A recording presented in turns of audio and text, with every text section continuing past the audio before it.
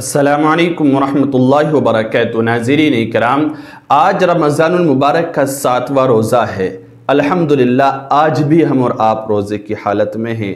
اللہ تعالیٰ اس روزے کو قبول فرمائے، اور آج کے دن جو بھی ہم عبادت کریں، دعا ہے کہ اللہ رب العزت ان تمام عبادات کو اپنی بارگاہ میں بے حد قبول فرمائے۔ آج کے دن یعنی 7ویں روزے میں 7واں روزے کی حالت میں ہمیں جو اعمال کرنے ہیں، جو خاص عبادت اللہ کی کرنی ہے، وہ میں آپ کو بتانے جا رہا ہوں۔ روزے کی پابندی، نماز کی پابندی اور تراویح کے اہتمام کے ساتھ ہم یہ عمل کریں جو میں آپ کو بتا رہا ہوں۔ دیکھیے، 7ویں روزے میں فجر کی نماز کے بعد اللہ کا ایک پیارا نام ہے یا کریم 200 مرتبہ پڑھنا ہے، 200 مرتبہ پڑھیں۔ اور ظہر کی نماز کے بعد 5واں کلمہ استغفار یا 33 مرتبہ پڑھنا، 33 مرتبہ پڑھنا ہے 5واں کلمہ، استغفر اللہ ربی من کل ذنب اذنبتہ عمدا او خطأ سرا او علانیة واتوب الیہ من الذنب الذی اعلم ومن الذنب الذی لا اعلم انک انت علام الغیوب وستار العیوب وغفار الذنوب ولا حول ولا قوة الا باللہ العلی العظیم۔ یہ ظہر کی نماز کے بعد آپ کو 33 مرتبہ پڑھنا ہے 5واں کلمہ استغفار۔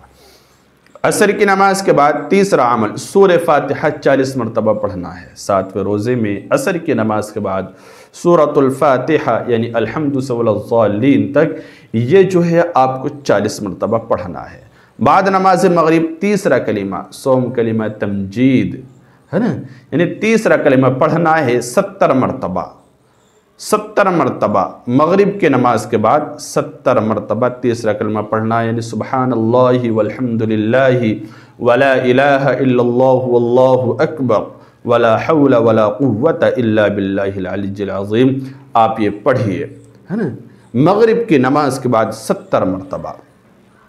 اسی طرح عشاء کی نماز کے بعد تراویح سے فارغ ہونے کے بعد سونے سے پہلے آپ صلاۃ التسبیح پڑھیے، 4 رکعات نفل، 4 رکعات کی نیت باندھیں صلاۃ التسبیح کی اور صلاۃ التسبیح پڑھیں۔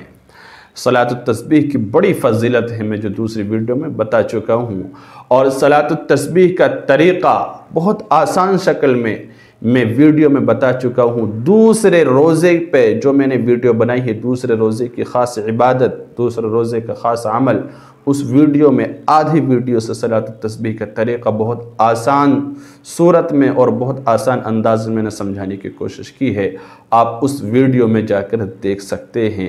تو یہ مختصر اعمال ہیں 7ویں روزے کے، آپ ان کو کیجئے۔ اللہ رب العزت سے دعا ہے کہ اللہ تعالی ہماری عبادات کو بے حد قبول فرمائے، ہر طرح کی پریشانی، بیماری، تنگ دستی اور ہر طرح کی آزمائش کو ختم فرمائے۔ السلام علیکم ورحمۃ اللہ۔